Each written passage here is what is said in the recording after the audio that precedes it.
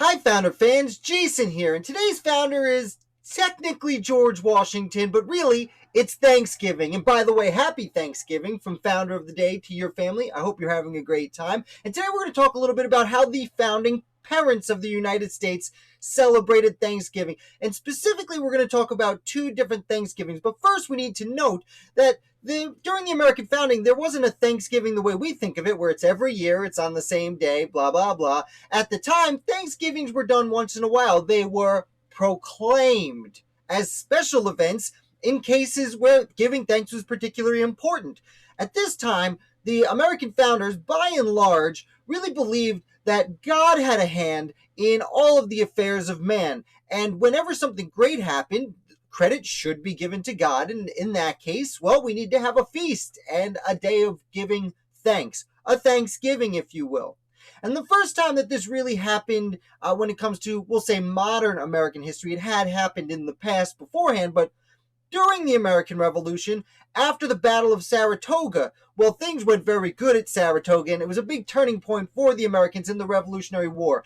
And the Continental Congress recommended to George Washington, hey, George, it's probably a good idea if we have a day of thanks because of this very great victory. And George Washington said, yeah, good idea. And Washington proclaimed a day of thanks on December 18th, 1777. And the people of both the Continental Army and the separate militias and the patriots at large, I don't want to say all of the people, there were loyalists at the time who were not celebrating, but by and large, the patriots in North America did celebrate on that day.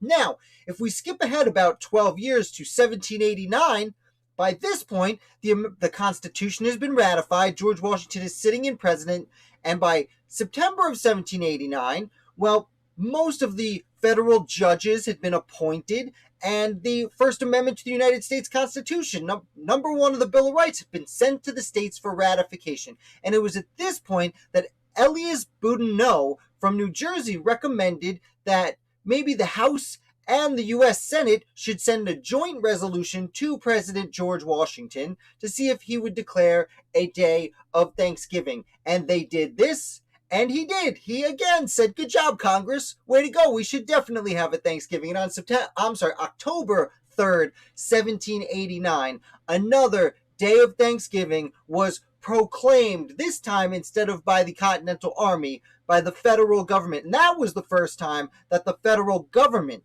had actually proclaimed a day of Thanksgiving, which now, today's Thanksgiving is another federal holiday, a tradition among the many started by George Washington with his pals in Congress, who he generally liked to defer to.